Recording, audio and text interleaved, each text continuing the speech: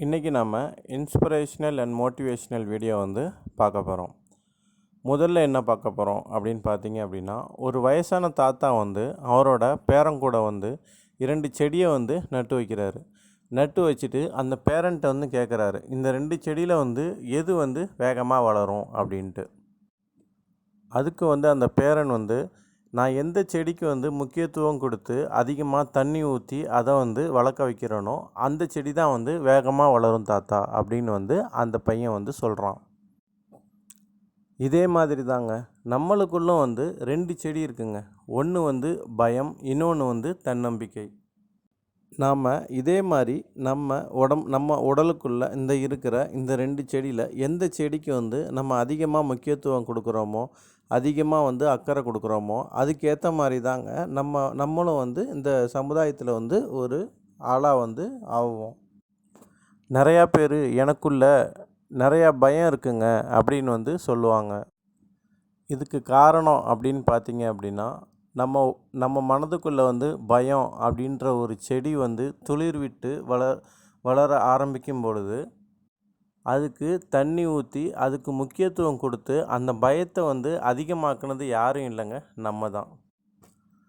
நாம் அந்த பயம் அப்படின்ற செடியை விட்டுட்டு இன்னொரு செடி நம்பிக்கை அப்படின்ற செடி இருக்குல்ல நம்ம உடலில், அந்த செடிக்கு நம்ம முக்கியத்துவம் கொடுத்து அதை நம்ம வளர விட்டோம் அப்படின்னா இந்த பயம் வேறு எதுவுமே இல்லைங்க. நாம் எவ்வளோக்குள்ள இந்த முக்கியத்துவம் கொடுத்து பயத்தை இது பண்ணிவிட்டு தன்னம்பிக்கைக்கு முக்கியம் கொடுத்து நம்ம இருக்கிறோமோ அதுதாங்க நம்ம சமுதாயத்தில் நம்மளை ஒரு நல்ல நிலையில் கொண்டு போய் விடும். பயம் அப்படின்றது நம்ம மனசுக்குள்ளே இருக்கக்கூடிய ஒரு மாயை. இந்த பயம் என்ன பண்ணும் அப்படின்னு பார்த்தீங்க அப்படின்னா, நீங்கள் ஒரு செயல் செய்ய தொடங்கும்போது, ஒரு தொழில் தொடங்கும் பொழுது இந்த பயம் நமக்கு ஏற்பட்டு நம்மளை பூச்சாண்டி காமிக்கும். இந்த பயம் இது நடந்துரும், அது நடந்துரும் அப்படின்னு நடக்காத ஒரு விஷயத்தை நம்ம முன்னாடி பூச்சாண்டி காமிச்சு நம்மளை பயமுறுத்துங்க. ரெண்டாவது என்னன்னு பார்த்தீங்க அப்படின்னா, லைஃப் இஸ் நாட் பியூட்டிஃபுல். சில பேர் வாழ்க்கை அப்படின்றது ஒரு அழகான கப்பல், அது ரொம்ப அழகானது, நம்ம நல்லபடியாக, ஆனால் அது எதுவுமே இல்லைங்க. லைஃப் அப்படின்றது ஒரு நியூட்ரல். அதாவது லைஃப் அப்படின்றது அழகானது அப்படின்லாம் இல்லை. லைஃப்ன்றது ஒரு வாழ்க்கை, அவ்வளோதாங்க.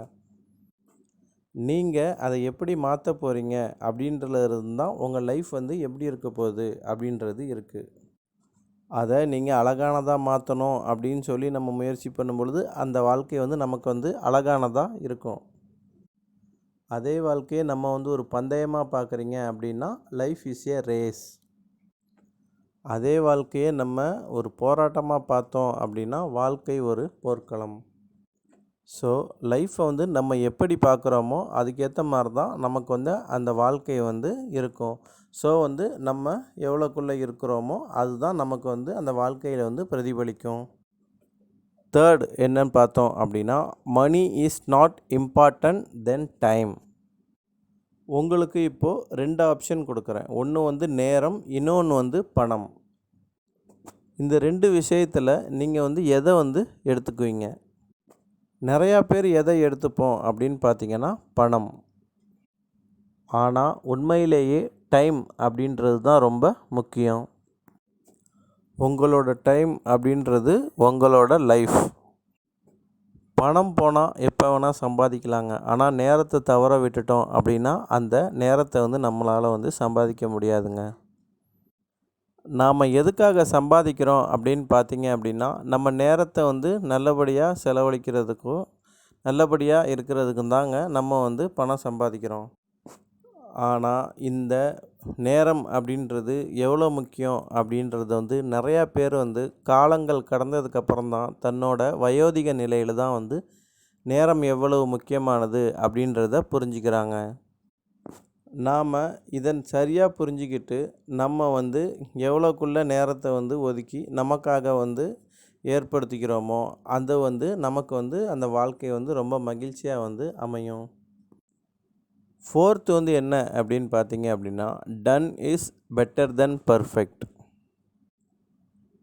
ஃபேஸ்புக்கோட சிஇஓ ஓனர் மார்க் ஜுக்கர்பர்க் தன்னோட ஃபேஸ்புக் அலுவலகத்தில் வச்சிருக்கிற வாசகம் இந்த done is better than perfect. இதோட மீனிங் என்ன அப்படின்னு பார்த்தீங்க அப்படின்னா, ஒரு விஷயத்தை வந்து பர்ஃபெக்டாக செஞ்சு முடிக்கிறது அப்படின்றது இல்லாமல், ஒரு விஷயத்தை வந்து செஞ்சு முடித்தாலே அது வந்து நல்லது அப்படின்னு வந்து சொல்கிறாங்க. சிலர்